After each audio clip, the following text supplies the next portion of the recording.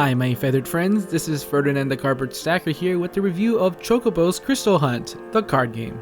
It's designed by Yoshihiro Noneda, published by Square Enix, the same company that brought you Final Fantasy. The game is for 3 to 5 players, plays around 10 to 20 minutes, and it's for ages 6 to 99.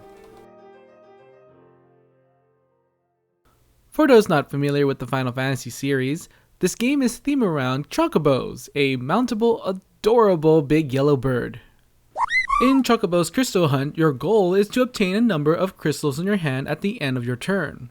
You need to obtain one of each of the 4 crystals: Earth, Wind, Water, and Fire, or have any 6 crystal cards in your hand to win.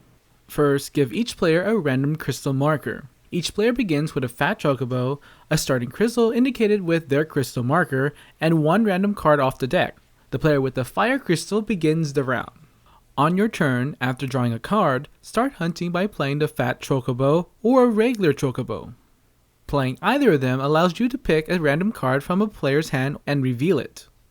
If you pick the crystal, you get to keep it and add it to your hand. If you pick a fat or regular chocobo, then your turn is over and the card is returned to the owner. If you got a monster card, bad stuff happens. The bomb makes a player discard a card, and the Aura Man has the player show his hands to its owner. Monster cards that are revealed are discarded and the owner of those cards draws a new card off the deck.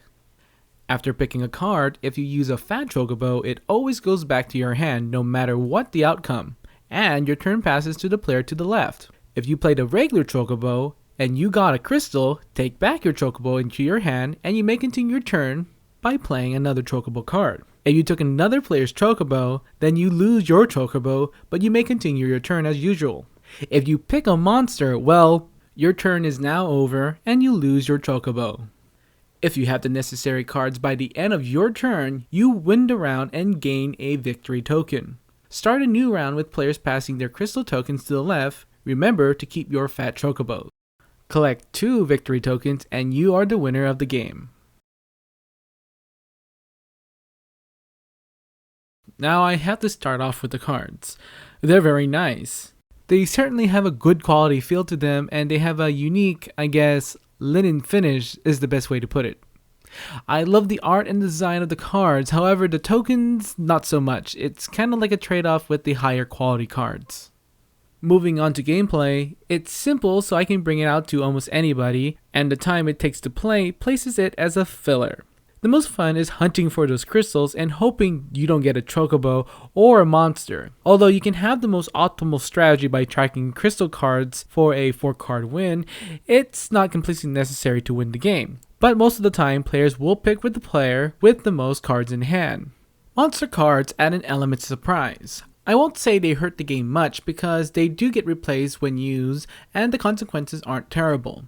There isn't a practical means of knowing a player has a monster card, so players will still select whatever hand they have a chance of crystals anyway.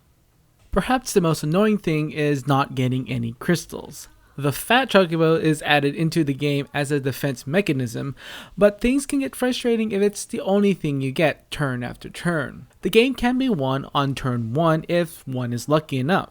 This could lead into very short games, and sometimes rounds can go on and on that drags the experience.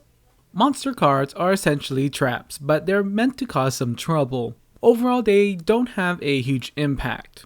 I do like it if they're used, you get another card. On the other end, losing a card isn't so bad, and revealing your hand to another player, well, that just depends what you have.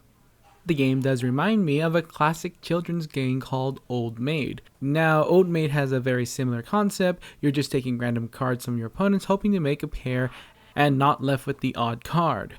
Crystal Hunt is similar in feeling, but with a more modern twist, and I think it does it better. There is no elimination, and there is an incentive to follow where cards go. For those who don't know me that much, I'm a huge fan of the Final Fantasy series, especially the classic ones. So I got very excited hearing about this game coming out, and also hearing that it's getting published by Square Enix themselves. I think using the Chocobo theme is a good choice, although I don't remember if there are crystal huntings in those games. I think Final Fantasy IX has something of that sort of hunting, but if you know any game made by Square Enix that has a similar feeling, I would like to know. Overall, my impression of this game is good. This is a simple card game that will make a Final Fantasy fan go. The Garbage Stacker gives Chocobo's Crystal Hunt a 3.5.